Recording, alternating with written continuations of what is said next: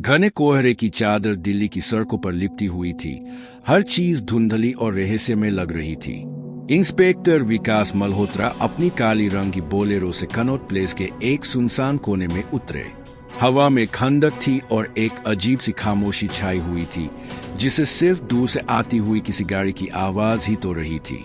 आज सुबह एक मशहूर हीरा व्यापारी सेठ रोशन लाल का शव उनके आलीशान बंगले में मिला था।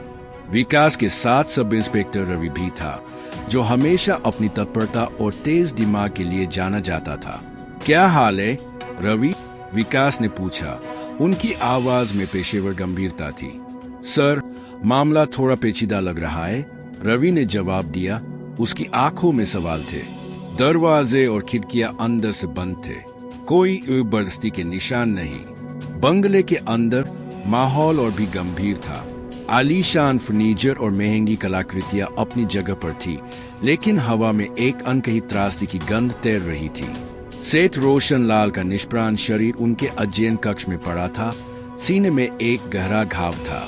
फोरेंसिक टीम अपना काम कर रही थी, हर छोटी से छोटी चीज को बारीकी से देख रही थी। विकास ने कमरे का मुआयना किया। मेज पर कुछ कागजात बिखरे हुए थे और एक खाली चाय का कप रखा था। कोई हथियार मिला? विकास ने फोरेंसिक इंचार्ज से पूछा।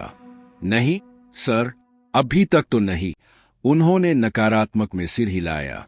विकास की नजर मेज पर पड़े एक छोटे से कागज के टुकड़े पर गई। उस पर लाल रंग से एक अजीब सा निशान बना हुआ था, एक उल्टा त्रिकोण जिसके अंदर एक आंख बनी हुई थी। यह क्या है? विकास ने रवि को कागज दिखाया। रवि ने ध्यान से देखा। मैंने ऐसा निशान पहले कभी नहीं देखा सर, किसी गुप्त समूह या पंथ का प्रतीक हो सकता है। जांच आगे बढ़ी, लेकिन कोई ठोस सुराग नहीं मिल रहा था।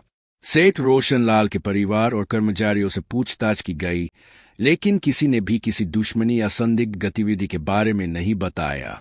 वह एक शांत और मिलनसार व्यक्ति के तौर पर जाने जाते थे। विकास को लगने लगा कि यह मामला जितना सीधा दिख रहा है, उतना है नहीं। बंद कमरे में हत्या और कोई हथियार न मिलना, यह सब किसी पेशेवर का काम लग रहा था, या फिर किसी ऐसे व्यक्ति का जो सेठ के घर और आदतों से अच्छी तरह वाकिफ था। कुछ दिनों बाद रवि ने एक महत्वपूर्ण जानकारी दी। सेठ रोशन लाल कुछ समय से आर्थिक तंगी से जूझ रहे थे और उन्होंने हाल ही में एक बड़ी बीमा पॉलिसी करवाई थी, जिसके लाभार्थी उनके इकलौते बेटे विक्रम लाल थे। विक्रम लाल से पूछताछ की गई। वह दुखी और परेशान लग रहा था, लेकिन उसके बयानों में कुछ झोल था।